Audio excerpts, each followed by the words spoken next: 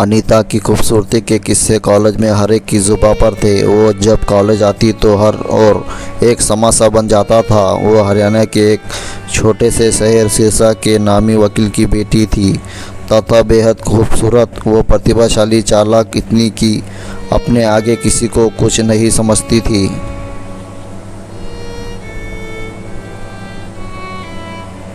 अभी जाते वो आत्मविश्वास से उसका अनुरानी चेहरा हरदम चमकता रहता। वो मुस्कुराती तो ऐसे जैसे सामने वाले पर एहसान कर रही हो। कॉलेज में एक रसूख वाले नामी वकील की बेटी यदि होशियार और सुंदर हो तो उसके आगे पीछे घूमने वालों की फहरिस्त भी लंबी होंगी। लेकिन अनीता सब युवकों में से नीलेश को चुना, जो गरीब और हर वक्त किताबों में खोया रहता था। वो अनीता का ही सहपाठी था। वो गांव के एक गरीब किसान का बेटा था। उसके पिता का असमय निधन हो गया था, इसीलिए बड़ी मुश्किल से विधवा माँ नीलेश को पढ़ा रही थी। वो नीलेश के हर समय अपने पढ़ाई में व्यस्त रहता था।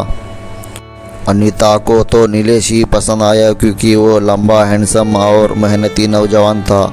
अनीता जब तब कुछ पूछने के बहाने उससे अपने नज़दीक लाती गई और देखते देखते उनकी दोस्ती की चर्चा अब पूरे कॉलेज में होने लगी। नीलेश खोया खोया रहने लगा। धीरे धीरे इस मेधावी छात्र की पढ़ाई जहाँ ठप सी हो गई, वही अनीता जो पढ़ाई में औसत दर्जे की थी अब वो उसके बनाए नोट्स पढ़कर फर्स्ट आने लगी।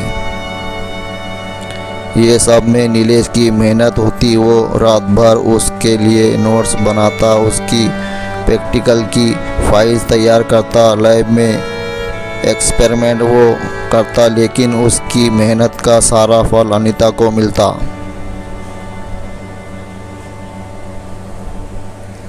नीलेश को बस अपनी प्रेमिका के प्रेम में ही डूबा रहता। वो उसके अलावा कुछ सोच भी नहीं पाता। यहाँ तक कि छुट्टी में वो अपनी माँ से मिलने गाँव भी नहीं जाता। ये सब देख माँ भी बीमार रहने लगी। नीलेश प्यार के छलावे में इस कदर खो गया कि उसे याद ही नहीं रहता कि गांव में उसकी माँ भी है, जो हर दिन उसकी राह देखती रहती है। माँ ने अपने जेवर बेचकर उसके कॉलेज की फीस भरी। माँ बड़े किसानों के यहाँ धान साफ करके उसकी पढ़ाई का खर्चा पूरा कर रही थी। उनके प्रति चाहकर भी नीलेश नहीं सोच पाता, क्योंकि अनीता के साथ उसके प्रश्नोत्तर बनाना, फिर उसके घर जाना, वो कहीं जा रही हो तो उसे साथ ले जाना, उसके संग पिक्चर वो पार्टी अटेंड करना, ये सब काम वो करता। वो इन सब में इतना थक जाता कि उसे अपना भी होश ना रहता। कॉलेज की गैदरिंग में उसने अनीता को देखकर ही ये गीत गाया था, एक शेर सुनाता हूँ मैं जो तुझको मुखातिब होए। एक हुस्न परी दिल में है जो तुझको मुखातिब है।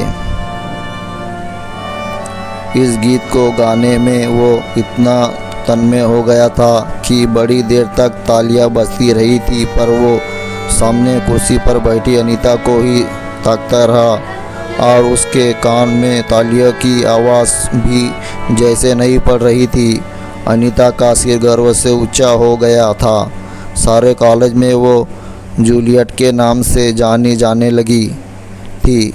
हालांकि उसने उस प्यार में अपना कुछ नहीं खोया। नीलेश ने उसे कभी उंगली से भी नहीं छुआ था। इधर एग्ज़ाम होते होते अनीता का मुंबई में रिश्ता तय हो गया। अनीता को क्या फ़र्क पड़ता था, वो तो मस्त थी, कभी प्रेम में पड़ी ही नहीं थी। वो तो मात्र मनोरंजन और मतलब के लिए नीलेश को इस्तेमाल कर रही थी। आखिर रिजल्ट आया, अनीता अव्वल आई, पर नीलेश 2 विषयों में लटक गया। उसका 1 वर्ष बर्बाद हो गया। इधर अनीता विवाह कर मुंबई रहने चली गई, जबकि नीलेश को प्यार में नाकामी और अवसाद हाथ लगा। उसका साल बर्बाद हो गया, इसका तो उसे गम नहीं हुआ, लेकिन जिसे वो दिल ही दिल में चाहने लगा था, उस अनीता के एकाएक चले जाने से वो इतना निराश हो गया कि उसने नींद की गोलियां खाकर आत्महत्या का प्रयास किया। जब अनीता की बारात आ रही थी तब नीलेश अस्पताल में जीवन और मौत के बीच जूझ रहा था। उसकी गरीब माँ का रो रो कर बुरा हाल था। वो नहीं समझ पा रही थी कि हर कक्षा में प्रथम आने वाला उसका बेटा आज कैसे फेल हो गया।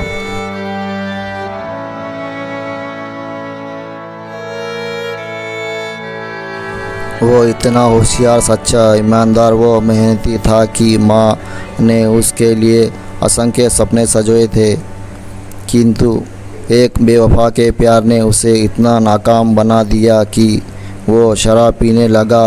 उसका भरा भरा चेहरा व शरीर हड्डियों का ढांचा नज़र आने लगा। इस कहानी को पढ़कर एक शेर याद आता है, एक बेवफा के ज़ख्मों पर मरहम लगाने हम गए, मरहम ना मिला, मरहम की जगह मर हम गए।